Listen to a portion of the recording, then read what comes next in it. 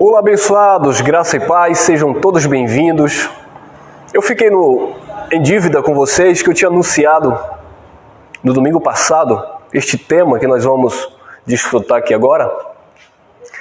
E houve um apanho aqui na minha internet e eu fiquei devendo essa mensagem aí para vocês do canal.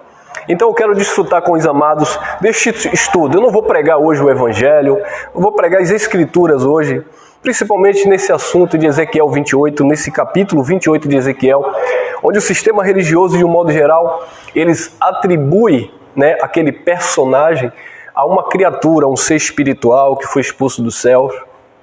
E a religião vem metendo medo no Filho de Deus, usando aquele texto.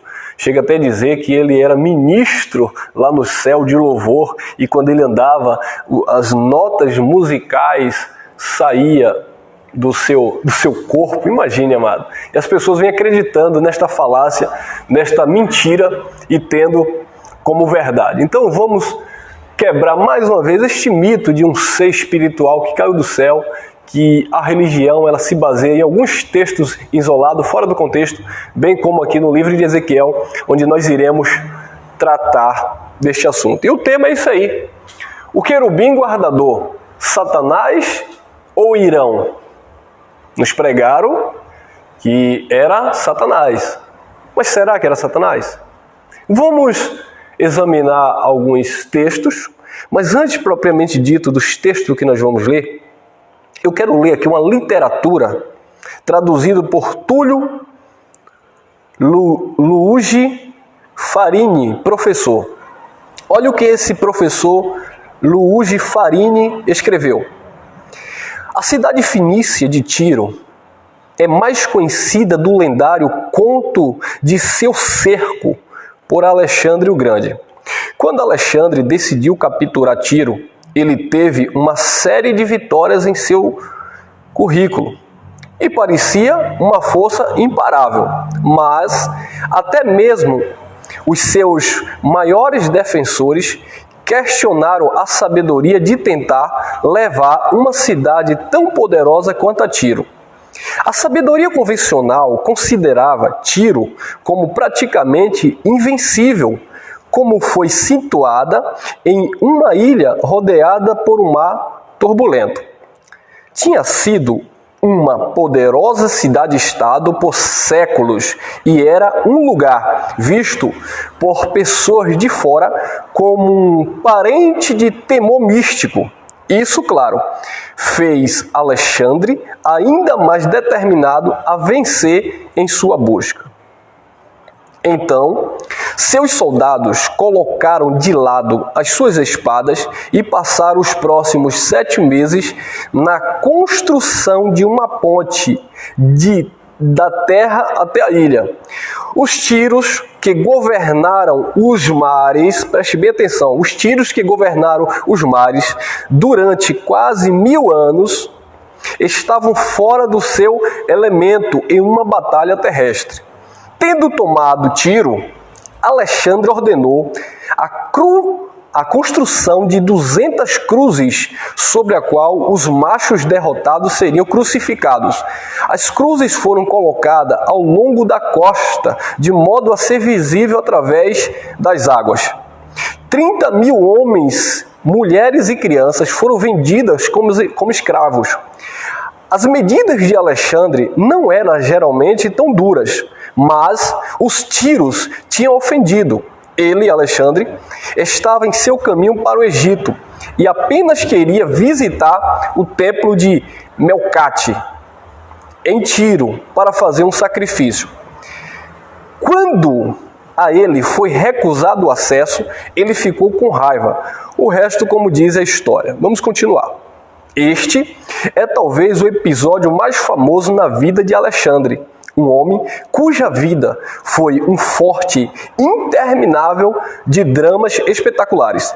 Alexandre afirmou ser o Filho de Deus, e aos macedônios que adoravam Hércules, a tarefa herculeana de construir uma ponte através do mar de Tiro deve ter parecido algo fora dos seus mitos e lendas.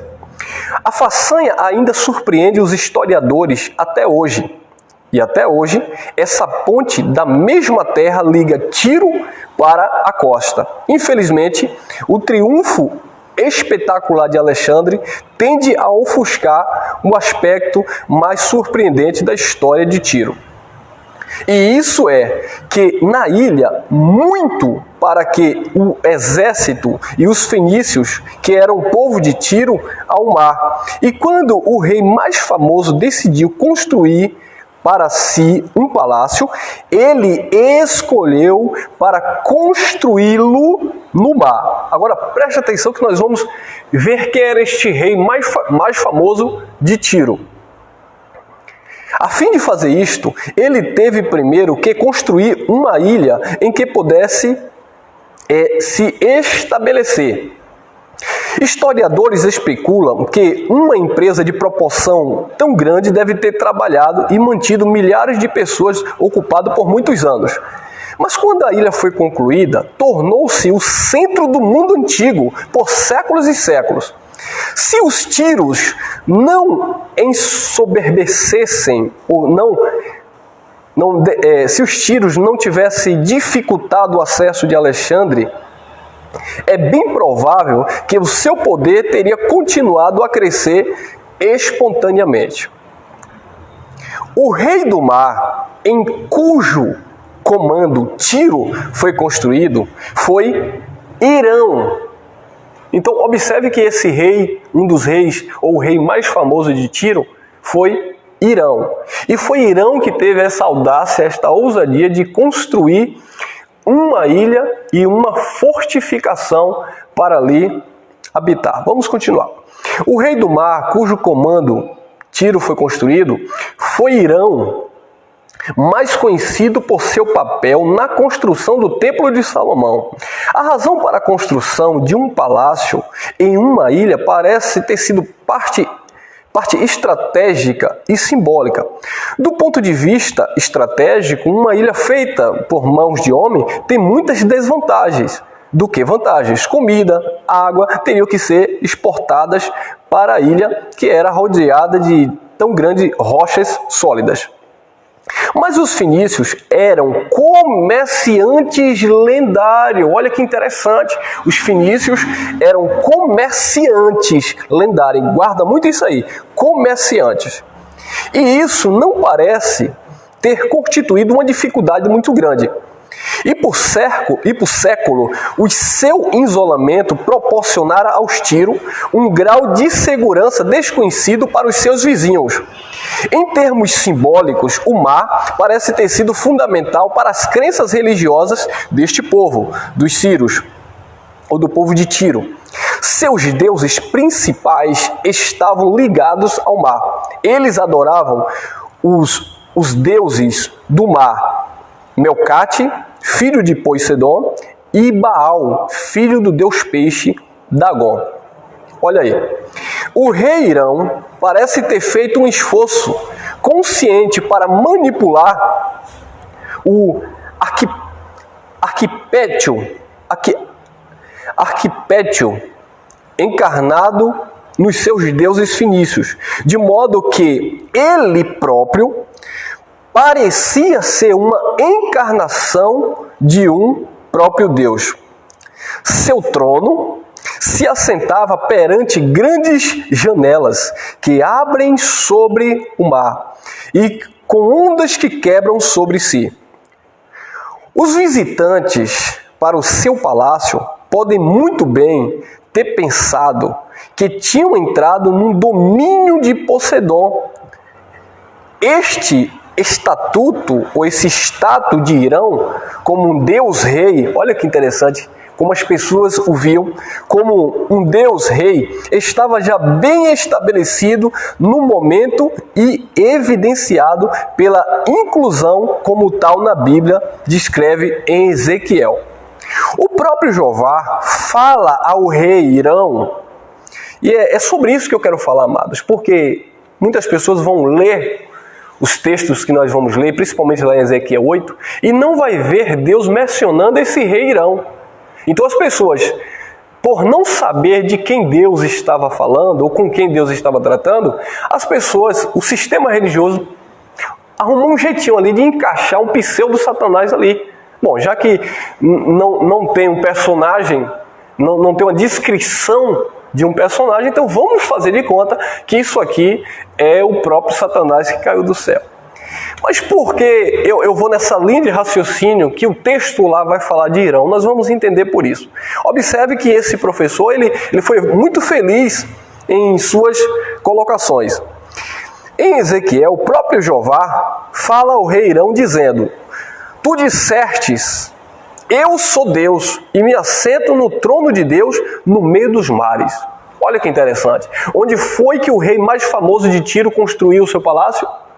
Em uma ilha artificial, por assim dizer. Uma ilha construída por mãos de homens no meio do mar. E eles, os tírios, eram comerciantes lendários. Então é óbvio que Deus está falando deste rei, Irão, e não de um pseudo ser espiritual que caiu do céu. Vamos continuar o raciocínio. Então Deus disse: disserte no teu coração, eu sou Deus, e me assento no trono de Deus no meio dos mares. Vamos lá. Deus, um Deus muito ciumento e muito bravo, normalmente seria ferido no momento que alguém tentou usurpar a sua autoridade. Mas aqui, é bem interessante isso, mas aqui, no texto de Ezequiel, que nós vamos chegar lá, ele não parece nem ao menos descontente. Em outros lugares, presta atenção, em outros lugares em Ezequiel, falando do livro de Ezequiel, ele mesmo diz: tu estavas no Éden, o jardim de Deus, perfeito eras nos teus caminhos. Porque um Deus, ou porque o Deus do Velho Testamento, diria uma coisa destas acerca de um rei fenício? Então, observe que esse professor de literatura, ele entende que Deus estava falando de um rei. A história comprova isso, que Deus estava falando de um rei. Era o rei Irão, não era Satanás. Tinha ali um personagem específico. Deus estava tratando com Irão, o rei mais famoso de Tiro. Vamos continuar o raciocínio para depois entrarmos na palavra. E por que o Senhor seria tão bem disposto a um homem que construiu templos a deuses do mar e proclamou-se ser um próprio Deus? A resposta é simples. Irão, como Salomão, era descendente do rei Davi. Um fato que deve ter sido conhecido na época de Ezequiel, quando o livro foi escrito. A maioria dos historiadores apresentaram Irão e Salomão como sendo de diferentes nações, culturas e diferentes raças. Na verdade, eles eram parentes. Vamos lá. O que é mais, um descendente direto também de Irão é José, ou São José, o pai de Jesus de Nazaré. Se o papel de Irão como ancestral de Cristo foi encoberto por compiladores da Bíblia, seria provavelmente porque ele era muito uma figura lendária e os seus pontos de vista religiosos muito bem conhecidos para ignorar ou explicar. Consequentemente, o seu papel foi marginalizado para não turvar as águas teológicas. Eu acredito nesta literatura, nestas informações, porque nós vamos mostrar nas Escrituras que, de fato, este professor de literatura ele estava certo. A palavra de Deus não está falando de Satanás, está falando de Irão, o maior rei que existiu na cidade de Tiro.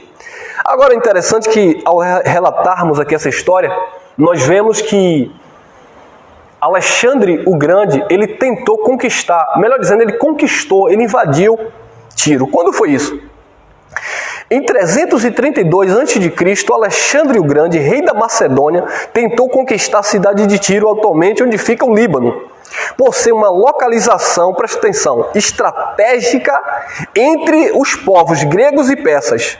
Primeiramente, ele tentou invadir a cidade, mas não obteve êxito, graças à fortificação erguida na ilha.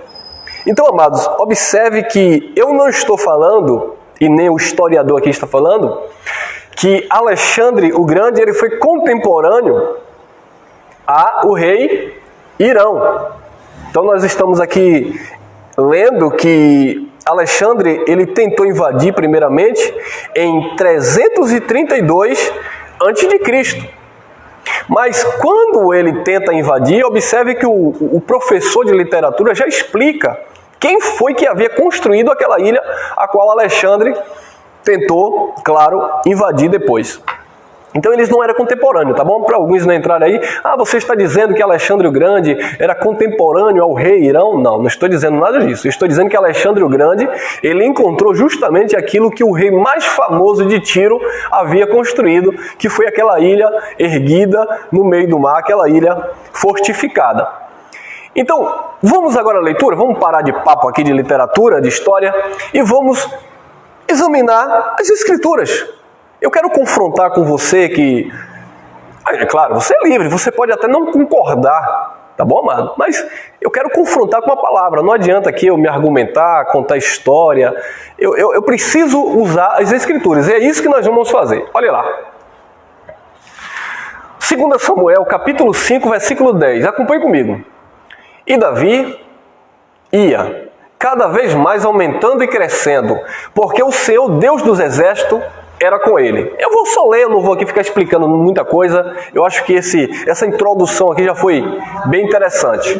11. Irão, olha lá. Irão, rei de Tiro, enviou mensageiros a Davi, e madeira de cedro, e carpinteiros e pedreiros, que edificaram a casa, ou a Davi, uma casa. Então Irão, rei de Tiro, para quem não sabe, Irão reinou entre os reinados de Salomão e Davi. Então Irão, o rei de Tiro, ele foi contemporâneo a Davi, ao reinado de Davi e ao reinado de Salomão. E observe que eles tinham uma amizade muito próxima. Olha lá. 2 Samuel 5,12. E entendeu Davi que o Senhor o confirmara rei sobre Israel e que exaltara o seu reino por amor do seu povo. 1 Reis 5,1. E enviou Irão, rei de Tiro, os seus servos a Salomão. Observe que no tempo do rei Davi, Irão já estava ali auxiliando, ajudou na construção do palácio de Davi, da casa de Davi. E nós sabemos da história que Davi tinha o desejo de construir um templo, para o seu Deus, para o Deus de Israel, mas ele não teve condição. Deus disse que chamou ele para a guerra, mas Deus ia dar esta dádiva, a Salomão, seu filho. Então Davi morreu. Aqui já é Salomão reinando, já é Salomão governando. E enviou Irão, é o mesmo rei, aquele que era amigo de Davi, que construiu a casa de Davi. Então Irão, rei de Tiro,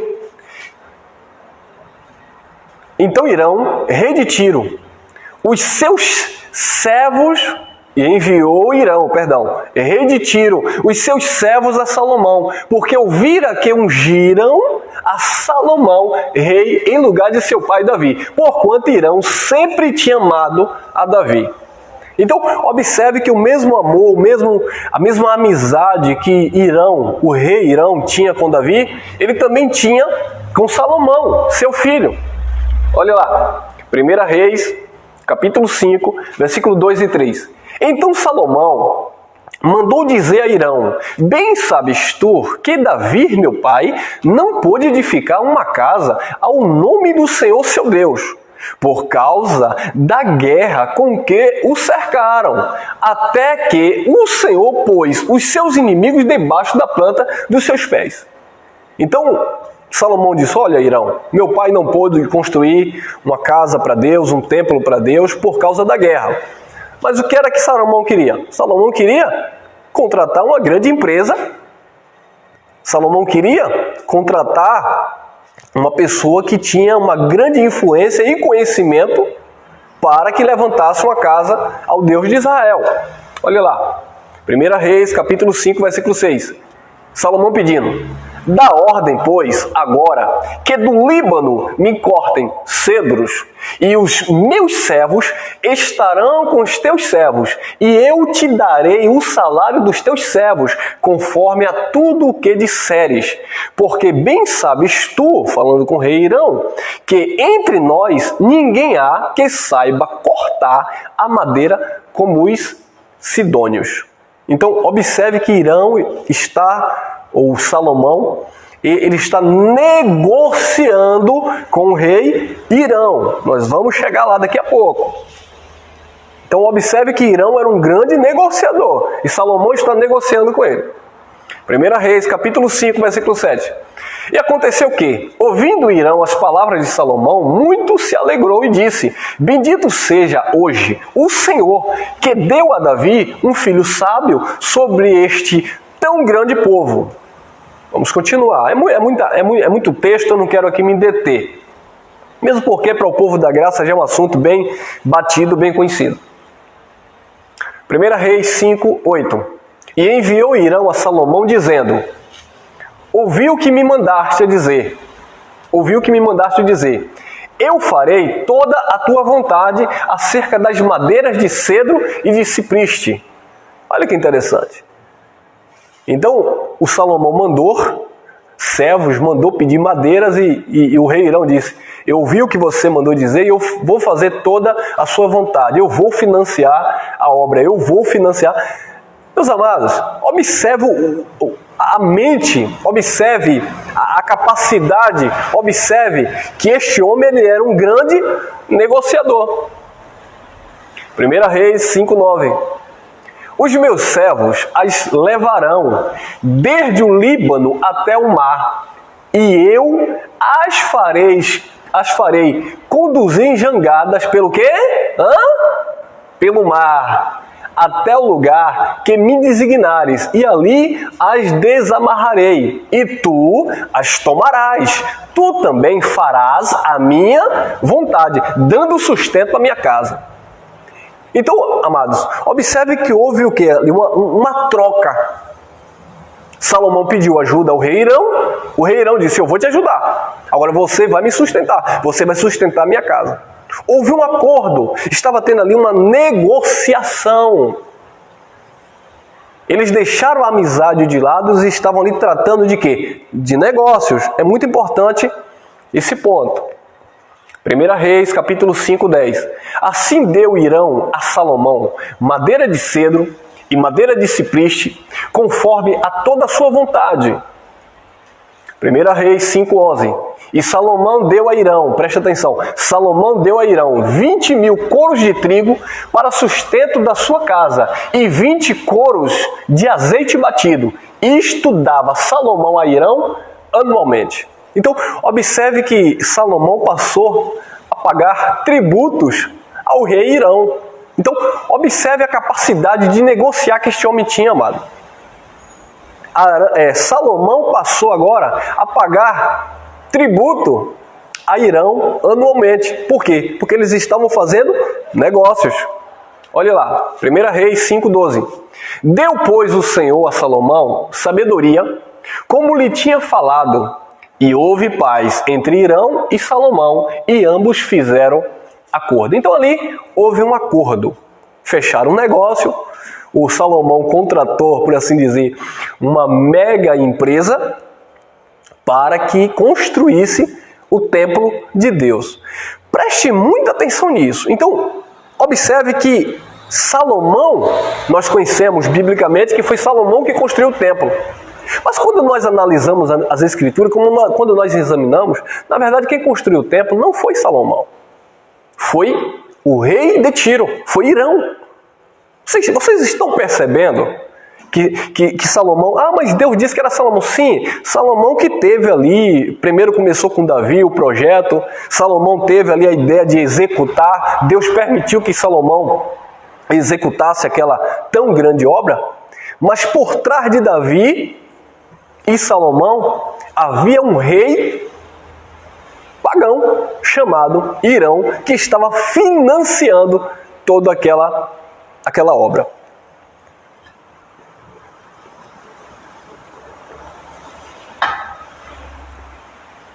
Vamos mastigar esse assunto. 1 Reis 5, 17 e 18. E mandou o rei que trouxessem pedras grandes e pedras valiosas. Presta atenção. O rei Salomão está negociando com o rei Irão. E o que é que o rei Salomão estava pedindo? A Irão? Pedindo a Irão. Pedras grandes e pedras valiosas.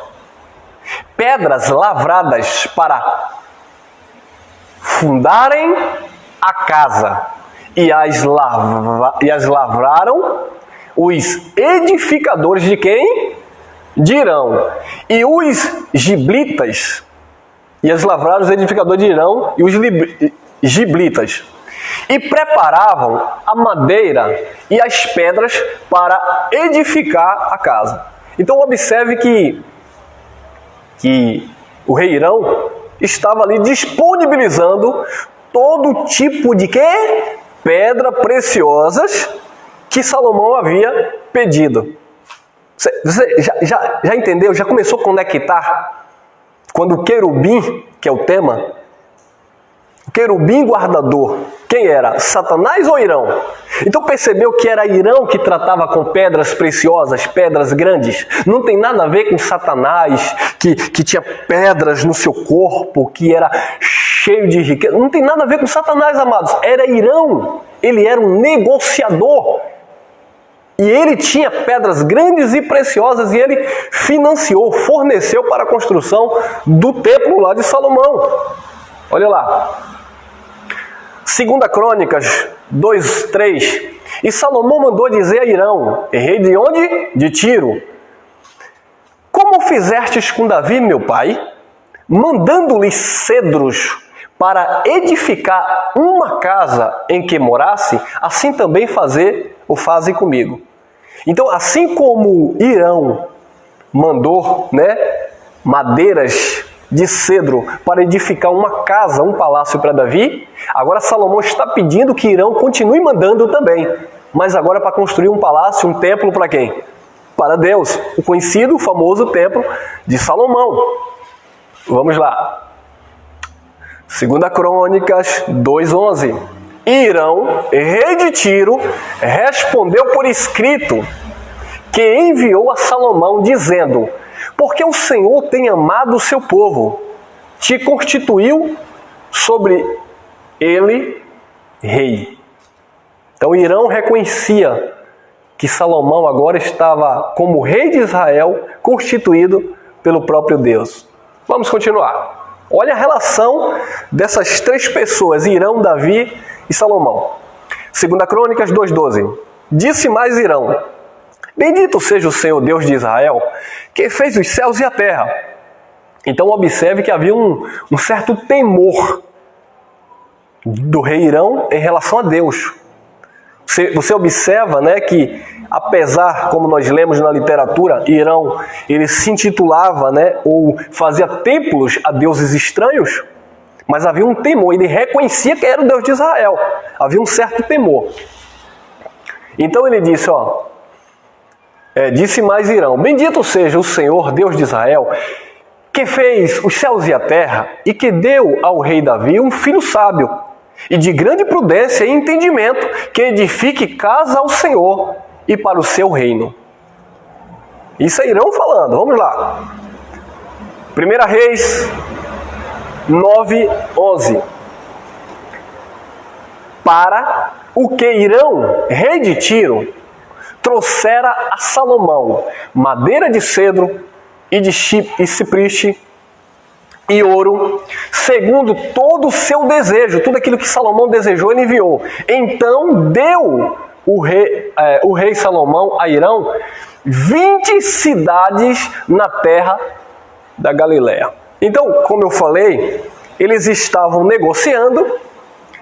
O rei Salomão anualmente tributava ao rei Irão, e além disso, o rei Salomão deu 20 cidades na terra da Galileia ao rei Irão. Só que tem um probleminha aqui. Dentro desta negociação,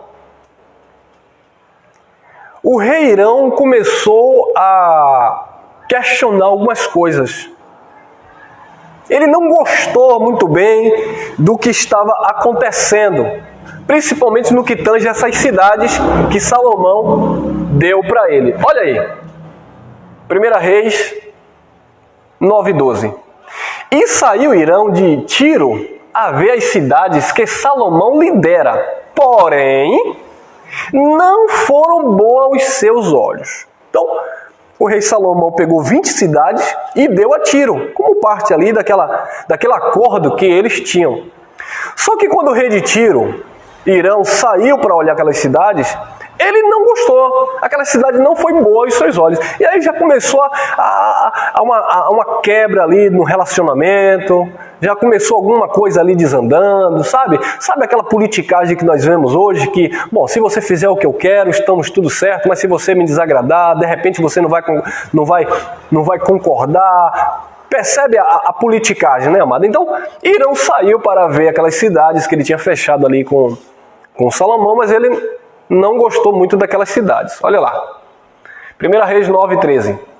Por isso disse, que cidades são estas que me destes, irmão meu? Olha como ele tratava Salomão, olha como o rei Irão tratava Salomão. Que cidades são estas que me deste, irmão meu? E chamaram-nas terra de Cabu, palavra fenícia, que significa desagradável até hoje. Então aquelas terras ficaram conhecidas como terra de Cabu, que quer dizer terras desagradáveis. Ou seja, aquelas cidades, aquelas 20 cidades que Salomão deu para o rei Irão, não foi agradáveis aos olhos do rei Irão, e ele não gostou daquilo, e ele questionou Salomão. Que cidades são essas que me destes, meu irmão? Vamos lá. Ezequiel. Agora vamos lá. Amados, para nós entendermos Ezequiel 28, nós precisamos recorrer a todo um contexto. E o contexto nem sempre está no mesmo capítulo. Precisamos entender isso. Então, observe que quando você que ouviu aquela literatura aqui no início, aquela leitura, você que ouviu todo esse trajeto de negociação que Davi tinha com o Irão, que Salomão teve, né, com o rei Irão, você agora vai começar a entender que, de fato, Ezequiel 28 não está falando de uma criatura espiritual coisíssima nenhuma, amados. Está falando justamente do rei Irão. Olha lá, Ezequiel 26:2. Olha lá, filho do homem, visto que Tiro, olha que Deus está tratando agora com Tiro, mas quem reinava sobre Tiro? Quem era o principal rei de Tiro, ou o maior governante de Tiro? O rei Irão. Você pode dizer, irmão, mas isso aí pode ter sido já um outro rei, ou anterior, ou depois, amados. Ezequiel está profetizando aqui, ele está no cativeiro babilônico. Então, é bem próximo. É tudo muito próximo os reinados de Davi, Salomão e o cativeiro da Babilônia, que durou 70 anos. Então observe a ligação. Filho do homem, visto que Tiro disse contra Jerusalém. Então ele está falando da cidade, né? Mas a cidade havia um governo, um rei. Olha lá. Visto que Tiro disse contra Jerusalém, o que foi que Tiro disse? Está quebrada a porta dos povos. Virou-se para mim. Eu me encherei, agora que ela está assolada. Então, por que foi que Tiro disse contra Jerusalém? Jerusalém tinha acabado de ser invadida, tinha acabado de ser destronada por Nabucodonosor. O templo que o próprio Irão ajudou a construir, o templo que o próprio Irão financiou, Nabucodonosor derrubou. E agora, depois que Jerusalém, o povo de Deus, estava assolado, destruído, o símbolo dos judeus, o templo de Salomão, havia sido destruído por Nabucodonosor. Nabucodonosor pegou o povo de Deus e levou cativo para a Babilônia. E Ezequiel está profetizando, falando lá na Babilônia. Então, observe, amado, que há uma ligação. De repente, Tiro, aquela cidade que era aliançada com Davi e Salomão, começa agora a zombar de Jerusalém. Começa agora a zombar do povo de Deus. Está quebrada a porta dos povos. Virou-se para mim. Olha para lá, olha aí. Eu me encherei, agora que ela está assolada. Observe que o Tiro, né, com seu governante maior, está esnobando, está zombando da cidade ou daquele povo de Deus que havia sido assolado por Nabucodonosor. E Deus, você acha que Deus se agradou disso? De ver aquele que ajudou a construir a casa de Davi, ou que construiu a casa de Davi, aquele que financiou o templo lá com Salomão, agora zombando da queda do povo de Deus, zombando do templo que veio abaixo, zombando do povo de Deus que agora estava cativo na Babilônia. Deus ia deixar barato? Olha lá, meu amado. 26:3, Ezequiel. Portanto, assim diz o Senhor Deus: eis que eu estou contra ti, ó Tiro, e farei subir contra ti muitas nações. Presta atenção, olha a profecia. Muitas nações vai subir contra Tiro, como o mar faz subir as suas ondas. Observe que sempre Deus se utiliza, né, por intermédio do profeta Ezequiel, essa questão do mar. Porque onde era que Tiro estava situada? Onde foi que o rei mais famoso construiu o seu palácio? No meio dos mares. No coração dos mares me assentarei. Vamos lá. Ezequiel 26:3. Portanto, assim diz o Senhor Deus: eis que eu estou contra ti, ó Tiro, e farei subir contra ti muitas nações, como o mar faz subir as suas ondas. 5. No meio do mar virá a ser um enxugadouro das redes, porque eu falei, diz o Senhor Deus, e servirá de despojo para as nações. Onde era que ia acontecer isso? No meio do mar. Pegou? É claro que está falando de quem? Do rei Irão, de Tiro, do rei de Tiro. Vamos lá. Ezequiel 26:6. As suas filhas que estão no campo serão mortas à espada. Olha o que Deus ia trazer de juízo contra Tiro. E saberão que eu sou o Senhor. Então, como eu falei, amado, eu não vou ficar explicando muita coisa aqui, que não tem nem por que ficar explicando, é só ler. Olha lá. Ezequiel 26:7. Porque assim diz o Senhor Deus: eis que eu, desde o norte, trarei contra Tiro, a quem? A Nabucodonosor, rei de Babilônia, o rei dos reis, com cavalos e com carros, e com cavaleiros, e companhias, e muito povo. O mesmo rei que invadiu Jerusalém, ou invadiu Jerusalém, destruiu o templo de Deus, o templo de Salomão, é o mesmo rei que Deus agora vai usar para derrubar Tiro, para destronar o império de Tiro e, consequentemente, o seu governante maior. Quem? Irão. Olha lá. Ezequiel 27:2 e 3. Tu, pois, ó filho do homem, levanta uma lamentação sobre Tiro, e diz a Tiro, que habita nas entradas da onde? Do mar. Por que entradas do mar? Porque foi onde justamente o rei Irão havia construído aquela ilha, na entrada do mar. Então Deus disse: olha, levanta uma lamentação sobre Tiro, e diz a Tiro, que habita nas entradas do mar, e negocia com os povos em muitas ilhas. Então Tiro, eles faziam o quê? negociava. Então Irão, ele era o quê? Um negociador, porque era um costume dos Tíros. Assim diz o Senhor Deus: ó Tiro, tu dizes, eu sou perfeita em formosura. Observe que aqui a profecia é contra a cidade de Tiro.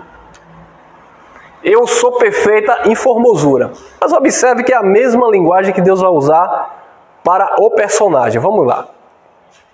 Ezequiel 27:4. No coração dos mares estão os teus termos. Onde era que estava, digamos assim, a maior fortificação de Tiro? No coração dos mares. No coração dos mares estão os teus termos.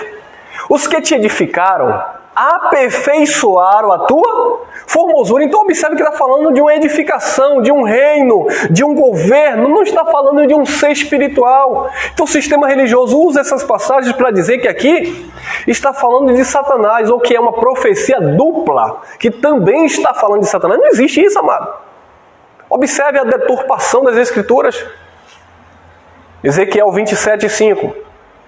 Fabricaram todos os teus covéses de faia, de senir. Trouxeram cedros do Líbano para te fazerem mastros. Olha lá. Como era, melhor dizendo, Tiro. Ezequiel 27:6. Fizeram os teus remos de carvalho de Baçã. Os teus barcos fizeram-nos de marfim engastado, embucho das ilhas do Quiteus. Observe toda a formosura, a arquitetura, a beleza que havia nesse reino de Tiro. Ezequiel 27:8. Os moradores de Sidom e de Arvade foram os teus remadores. Os teus sábios, ó Tiro, que se achavam em ti, esses foram os teus pilotos. Então observe que esse homem dominava, amado. Esse reino era um reino muito respeitado, honrado, poderosíssimo. Ezequiel 27:9. Os anciãos de Gebal e seus sábios foram em ti, os que consertavam as tuas fendas. Todos os navios do mar e os marinheiros se acharam em ti. Ou seja, tudo estava em suas mãos, ao seu dispor, para tratarem dos teus o quê? Negócios. Então todos esses homens tratavam dos negócios de Tiro, do rei Irão. Olha lá, Ezequiel 27:10. Os persas e os lídios e os de Pute eram no teu exército os teus soldados. Escudos e capacetes penduravam em ti. Eles manifestaram a tua beleza. Então observe que a beleza aqui não tem nada a ver com a beleza física, com uma coisa que era atraente, como o sistema religioso diz. O sistema religioso diz assim: não, Satanás era um ser lindo, cheio de pedras preciosas, e quando ele andava, sons, notas musicais saíam do seu corpo. Mas quando ele caiu, ele se tornou um ser das trevas e perdeu toda a sua beleza. É disso que o texto fala? Não, amado. Está falando da cidade. Está falando de Tiro, de um rei. Não tem nada a ver com ser espiritual. Vamos lá. Ezequiel 27:11. Os filhos de Arvade é o teu exército. E o teu exército estavam sobre os teus muros em redor. E os gamaditas nas tuas torres. Observe a fortificação que havia nesse reino. Penduravam os seus escudos nos teus muros em redor. Eles aperfeiçoavam a tua formosura. Então, observe que esse reino era um reino bem farto, bem surtido, bem servido. Vamos lá. Ezequiel 27:12. Tarsis negociava contigo. por causa da abundância de toda a casta de riquezas, como com prata, ferro, estânio e chumbo, negociavam em tuas feiras. Quem negociava? Táxis. Então observe que as cidades negociavam com esse homem em suas feiras, ou com este reino. Olha lá, Ezequiel 27:16. A Síria negociava contigo por causa da multidão das tuas manufaturas. Pelas tuas mercadorias davam esmeralda, púrpura, obra bordada, linho fino, corais e ágata. Observe o poder deste negociador. Este homem era um grande negociador. Tiro, esse reino, era um reino que negociava com os seus vizinhos, com as cidades que vinham em suas feiras para trocar, para fazer negócios. Olha lá. Ezequiel 27:17. Quem? Judá. Judá e a terra de Israel, claro, desde o tempo de Davi, Judá e a terra de Israel eram os teus mercadores.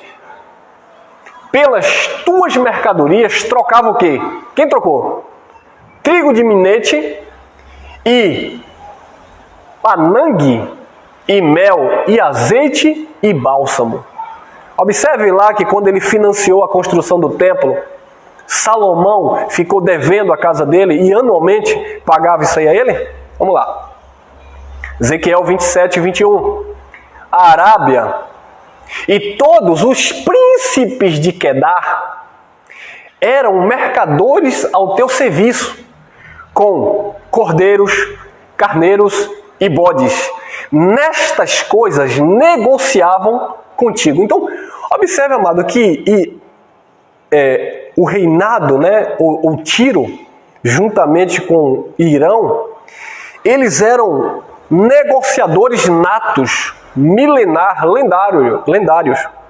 Então esse homem, ele negociava agronomia, ele negociava minérios, forças armadas, tudo estava às suas mãos em si. Ele tinha poder para tudo isso. Então observe a grandeza desse império, observe a grandeza que esse homem tinha. E é por isso que nós vamos entender um pouquinho à frente, porque ele caiu.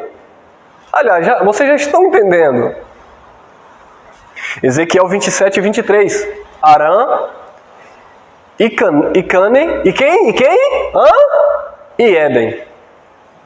O sistema religioso diz, estavas no Éden. Eles atribuem aquele Éden ao Éden lá, que é aquele conto lá de Adão. O jardim de Deus. Éden, amado, era uma cidade. Uma das cidades que Irão negociava, ou Tiro negociava. Arã, Cane e Éden, os mercadores de Sabá, Assur e Quilmade, negociavam com quem? Contigo. Então Éden, amado, era uma cidade. Olha lá. Ezequiel 27:27. As tuas riquezas, as tuas feiras, as tuas mercadorias, os teus marinheiros, os teus pilotos, os que consertavam as tuas fendas, os que faziam os teus negócios e todos os teus soldados que estão em ti, juntamente com toda a tua companhia que está no meio de ti, cairão no meio dos mares no dia da tua queda. Vai cair todo mundo, Deus ia destruir todo mundo, os teus mercadores, marinheiro, o teu exército, as tuas riquezas, vai cair. Então, o sistema religioso, ele usa aquela frase, nós vamos chegar lá, Ezequiel 28, como caístes, ó querubim guardador. Ele diz que é o anjo que caiu do céu. Cair aqui é uma força de expressão. Aliás, não é nenhuma força de expressão, é no sentido literal mesmo. Vai cair, vai desabar, vai perder tudo. Lá em Ezequiel 28, como caíste do céu, é uma força de expressão para entendermos isso aqui. É uma relação disso aqui. Então eu não posso pegar Ezequiel 28, ler aqueles versículos isolados e dizer que é Satanás. Então quem era que ia cair?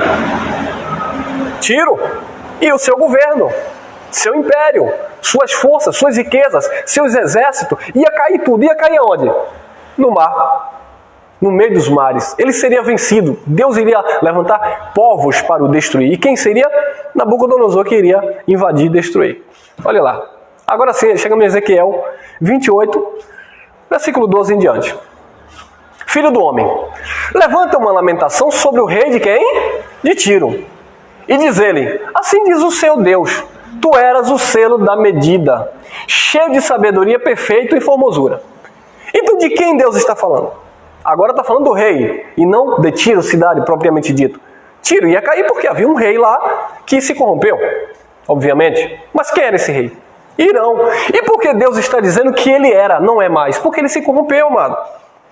Porque ele já estava zombando da queda lá de Jerusalém. Ele disse que as portas estavam abertas e todos agora iriam voltar para quem? Para ele. Assim como Davi o procurou para que ele construísse uma casa para ele, assim como Salomão procurou para que ele financiasse o templo, quando ele viu a queda do povo de Deus, ele disse, todo mundo agora vai me procurar.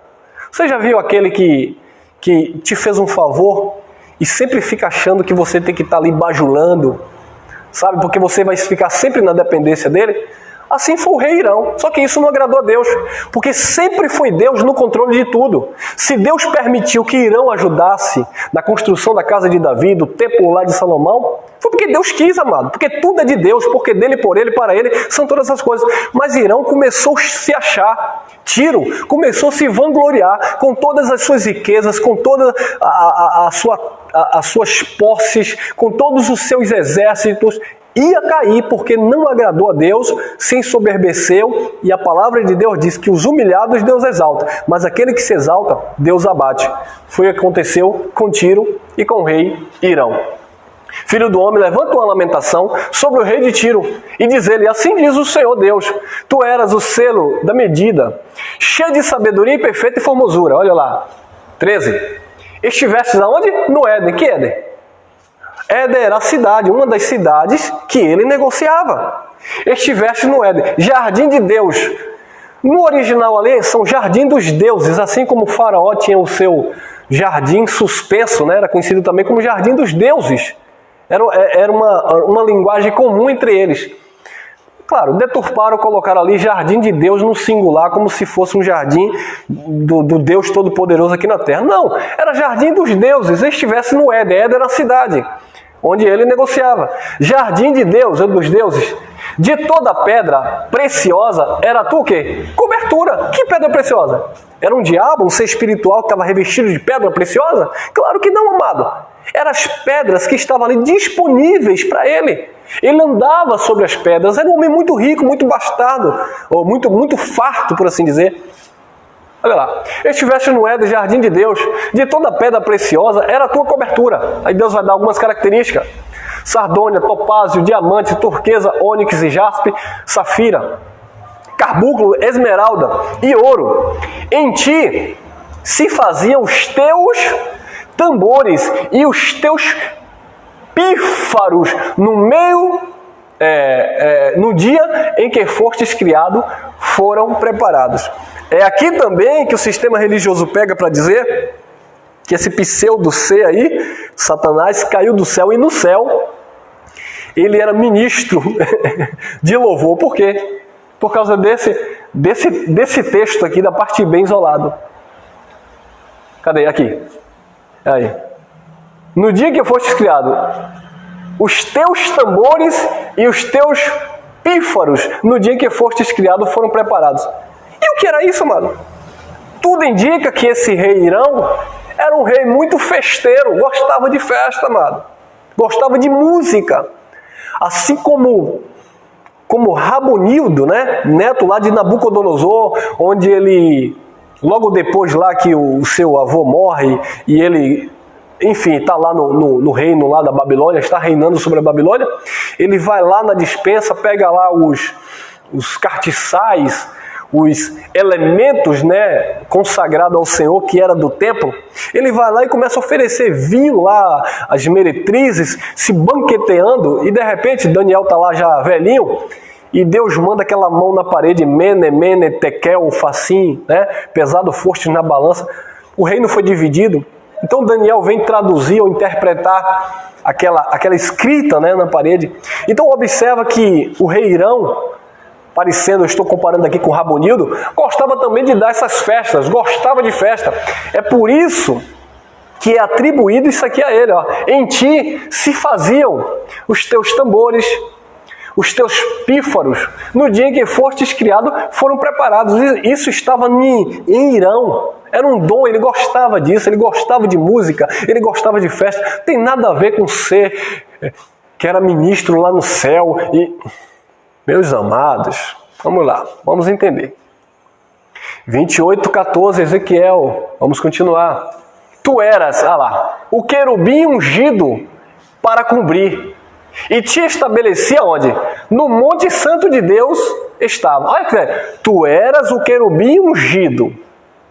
Tu eras o querubim ungido para cobrir ou para guardar. E te estabeleci, Deus estabeleceu ele como querubim ungido. No Monte Santo de Deus estavas. No meio das pedras afogueadas andavas. É esse versículo que eles usam como versículo-chave para dizer que aqui está falando de Satanás. A palavra querubim, no seu original, quer dizer queruve, significa grande, poderoso, negociador. Então a palavra querubim, ou no original queruve, significa grande, poderoso, o quê? Negociador. Então, quando aparece aqui nesse texto querubim, não está falando de um ser espiritual, amado. Está falando de alguém que era grande, poderoso e era o quê? Um negociador. Esse é o sentido da palavra querubim. Ungido, o que é uma pessoa ungida? A palavra ungida quer dizer capaz, preparado, separado para. É por isso que o apóstolo Paulo diz em 2 Coríntios, capítulo 3, versículo 4 em diante, que quem nos capacitou foi Deus, ou quem nos ungiu foi Deus. Para quê? Para sermos ministros de uma nova e eterna aliança. Não da letra, da lei, mas do Espírito, a graça. Porque a letra mata, mas o Espírito vivifica. Então, este é o sentido da palavra ungido, quer dizer preparado. Jesus de Nazaré, diz um texto no livro histórico de Mateus, que ele foi o quê? Ungido, capacitado. Para quê? Para pregar as boas novas. Para anunciar o ano aceitável do Senhor. Ano aceitável, para anunciar o ano aceitável do Senhor. Então, observe, amado, que assim como nós fomos preparados para sermos ministros, fomos capacitados, ungidos para sermos ministros de uma nova e eterna aliança, assim como Jesus foi ungido, quer dizer, capacitado, preparado para anunciar o ano aceitável do Senhor, Irão também foi ungido, preparado, capacitado para o quê? Para negociar, para guardar, para cobrir. E tudo isso com o quê? Com a mão soberana de Deus sobre a sua vida. Até que um dia Deus tirou a sua mão e ele caiu. Tu eras o querubim ungido para cobrir. E te estabeleci no Monte Santo de Deus. No Monte Santo de Deus estava. Eles usam isso aqui mais uma vez para dizer que o Monte Santo de Deus era o céu e que o pseudo-satanás, que lá era Lúcifer, ele estava no Monte Santo de Deus. Eles dizem que é no céu. Agora é uma contradição tão grande que primeiro ele diz que estava no Éden, depois diz que estava no céu. Eles dizem, não, ele estava no Éden. Não, estava no Monte Santo de Deus, estava no céu. Olha a confusão, amado. Por que era que esse homem, e eu digo que era Irão, sim, o rei Irão, porque ele estava no Monte Santo de Deus? Nós vamos entender daqui a pouco. Vamos terminar isso aqui. Tu eras o querubim, ungido para cobrir, e te estabeleci. No Monte Santo de Deus estavas, no meio das pedras afogueadas andavas. Então, ele andava no meio das pedras. Como nós já falamos, ele tinha todas as pedras preciosas ao seu dispor. 15. Perfeito eras nos teus caminhos, desde o dia em que fostes criado, até que se achou iniquidade em ti. Então houve iniquidade nele. Deus viu a iniquidade que brotou no coração do rei Irão e Deus abateu. Vamos lá. Deus derrubou do seu trono. 16. Olha lá. Na multiplicação do teu quê? Comércio. Então querubim quer dizer o quê? Querube negociador, grande, poderoso. Na multiplicação do teu comércio, encheram o teu interior de violência e pecastes. Por isso te lancei profanado do monte santo, do monte de Deus, e te fiz perecer, ó querubim cobridor, do meio das pedras afogueadas. E eu faço mais uma vez a pergunta: querubim cobridor ou querubim guardador? Satanás ou Irão? É claro que é o que foi o rei Irão. 17. E elevou-se o teu coração. Olha lá. Por causa de quê? Por causa da tua formosura. Corrompestes a tua sabedoria por causa do teu resplendor. Por terra te lancei. Diante de quê? Dos reis te pus, para que olhem para ti. Por terra te lancei. Ele caiu diante dos reis da terra. Para quê? Para que os reis agora olhassem para ele. Não era esse o homem? Não era esse que dizia no seu coração? Não era esse que se proclamava Deus? Não era esse que dizia que ia se assentar no meio dos mares? Não era esse homem? Deus lançou por terra, derrubou. Esta é a queda do rei Irão e de todo o seu império. Olha lá. Ezequiel 28, 18. Pela multidão das tuas iniquidades, pela injustiça do teu comércio, começou a praticar injustiça, né, irmão? Profanastes os teus santuários. Olha lá. Eu, pois, fiz sair do meio de ti um fogo. Fogo fala de juízo, né, amado? Nós sabemos disso. Fala de juízo de Deus sobre nações. Fiz sair do meio de ti um fogo que te consumiu e te tornei o quê? Em cinza sobre a terra. Aos olhos de todos os que te veem. Te tornei em cinza, foi no sentido literal? Deus tocou fogo no rei Irão? Claro que não, está falando de um juízo que Deus iria trazer sobre o rei Irão. Outra pergunta que eu faço aqui para o sistema religioso, se vocês entrarem aí, vocês vão ter que me suportar. Vocês dizem que isso aí é uma profecia sobre Satanás. E por que vocês acreditam que Satanás está aí solto, aprontando, se o mesmo texto que vocês leem para afirmar que está falando de Satanás, está dizendo que Deus destruiu, tornou em cinza? Então vou usar o que vocês pensam, o argumento de vocês. Tá bom, vamos supor que foi um ser espiritual, o Satanás. Ah, tá bom, ele veio e Deus derrubou porque ele se rebelou no céu. E agora, ele está aí atuando ou ele foi destruído, se tornou em cinza? E outra pergunta, aos olhos de todos, você viu? Qual foi o homem que viu Satanás ser queimado? Porque diz que Deus havia tornado ele em cinza. Olha lá. Que te consumiu. Consumiu não é que vai consumir. Olha o emprego do verbo. Consumiu é passado, amado. Então vamos lá, ó. Fiz sair do meio de ti um fogo. Fez sair. Não está dizendo que vai sair no apocalipse futuro, como os futuristas lançam. Está dizendo que já fez sair. E isso lá no tempo de Ezequiel.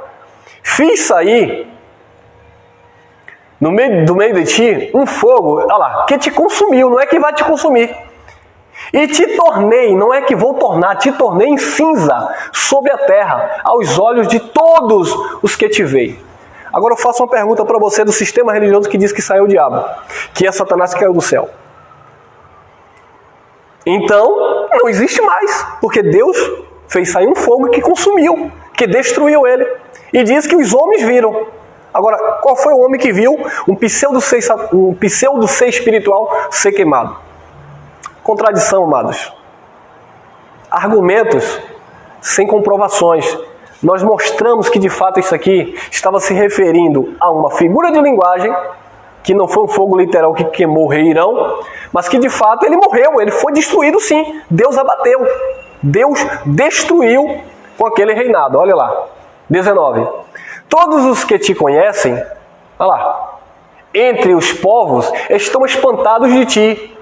Em grande espanto te tornaste e nunca mais subsistirá. Acabou. Acabou o seu governo, acabou o seu império, a sua arrogância, acabou. Foi totalmente devastado, destruído. Agora eu quero mostrar para vocês por que Deus disse que ele estava no Monte Santo. Estava no Éden e no Monte Santo de Deus andava sobre as pedras afogueadas. Por que Monte Santo? Olha lá. 2 Crônicas 5:2. Então Salomão consagrou ou congregou, melhor dizendo, em Jerusalém, os anciãos de Israel e todos os chefes das tribos, os chefes dos pais entre os filhos de Israel, para fazerem subir a arca da aliança do Senhor, da cidade de Davi, que é o quê? Sião. Então a cidade de Davi, onde Davi habitava, era o quê? Sião. Sião era a cidade de Davi. Foi lá que o rei Irão, o próprio rei Irão, construiu uma casa para Davi. Foi lá em Sião também que foi construído o templo de Salomão. É por isso que o texto de Ezequiel diz que ele estava no Éden, jardim de deuses, lugar privilegiado, e ele também estava no Monte Santo de Deus. E o Monte Santo de Deus ficava onde? No Antigo Pacto, conhecido no Antigo Pacto. Em Sião, o Monte Santo de Sião, que era onde era a cidade de Davi e, posteriormente, construído o Templo de Salomão. Aí, o próprio fala. Vamos lá. Isaías 51:3. Porque o Senhor consolará quem? A Sião.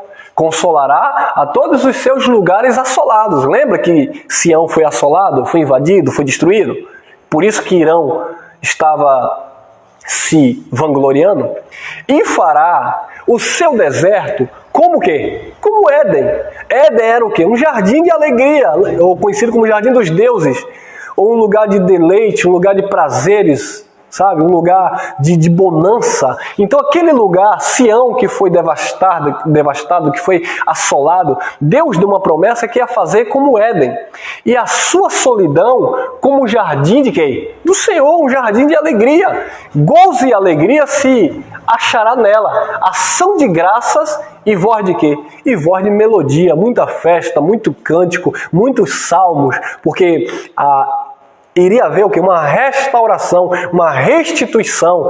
Deus iria e fez isso depois, libertando o seu povo lá da Babilônia. E aqui nós encerramos, aqui, isso. Isaías capítulo 51, versículo 11, que diz assim: assim voltarão os resgatados do Senhor e virão aonde? A Sião, com júbilo e perpétua alegria haverá sobre as suas cabeças. Gozo e alegria alcançarão a tristeza e o gemido fugirão. Então, amados, Sião era a cidade de Davi, era conhecido como Monte Santo de Deus no Antigo Pacto. Então, Irão, o rei Irão, foi ele que ajudou Davi a construir a sua casa, ajudou Salomão a construir o templo, e ele estava andando sobre as pedras afogueadas, falando das suas riquezas, das suas prosperidades, do seu imperialismo, de tudo aquilo que ele tinha em suas mãos, e que ele, por se exaltar, por deixar, sabe, aquilo entrar no seu coração, se envaideceu, e Deus assim derrubou. Não existe diabo, não existe capeta nesse texto, não existe, aliás, em lugar nenhum, como um ser espiritual. Mais uma vez, a religião nos enganou durante muito tempo, mas estamos aqui com a palavra revelada para que você venha ter descanso. Assim como esse texto aqui também, lá em Isaías capítulo 14, do versículo 12 em diante, vai dizer de um personagem que estava em uma posição elevada e Deus derrubou dos céus, ele caiu. E lá vai falar de quem? De Nabucodonosor.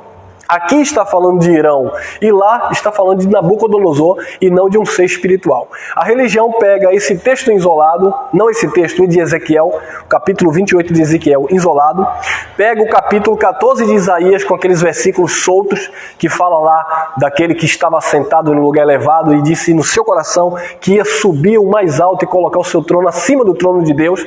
E ali está falando de Nabucodonosor que estava se exaltando.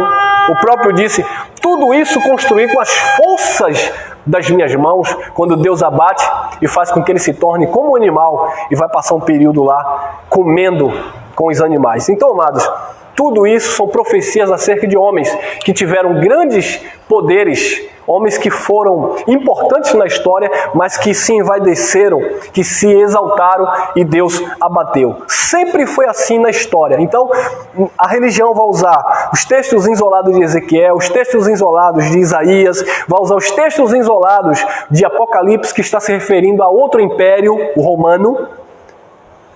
Como caístes do céu, porque houve batalha no céu, Apocalipse capítulo 12, versículo 7 em diante, houve batalha no céu, o arcanjo Miguel brigou com o dragão, a antiga serpente, ali está falando do Império Romano, amado, assim como aqui em Ezequiel estava falando do Império de Tiro, né, ou rei Irão, assim como em Isaías está falando de Nabucodonosor, lá em Apocalipse está falando do Império Romano, a dinastia herodiana, é tudo figura de linguagem, força de expressão e nunca aponta para um ser espiritual, como infelizmente muitos filhos de Deus pensam e vão morrer, infelizmente, acreditando nessas mitologias, nessas histórias, nessas fábulas, sem uma revelação bíblica, sem uma contextualização de fatos, para entender que aquilo ali nunca se referiu a um ser espiritual. Na história sempre houve homens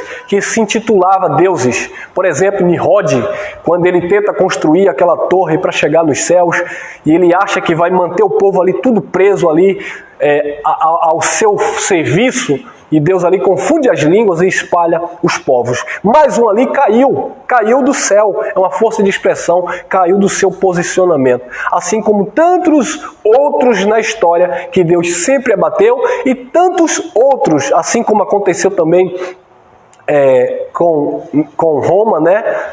Com Roma antiga, e tantos outros que se levantam no nosso século, Deus vai sempre abater, porque a Ele pertence toda a honra e toda a glória. Ele não divide a sua glória com ninguém, e Deus não tem um arquirrival, um ser espiritual para estar confrontando, para estar lutando. Deus criou todas as coisas, e esses homens que se intitulam, que se colocam, se posicionam como Deus ou como deuses, Deus abate.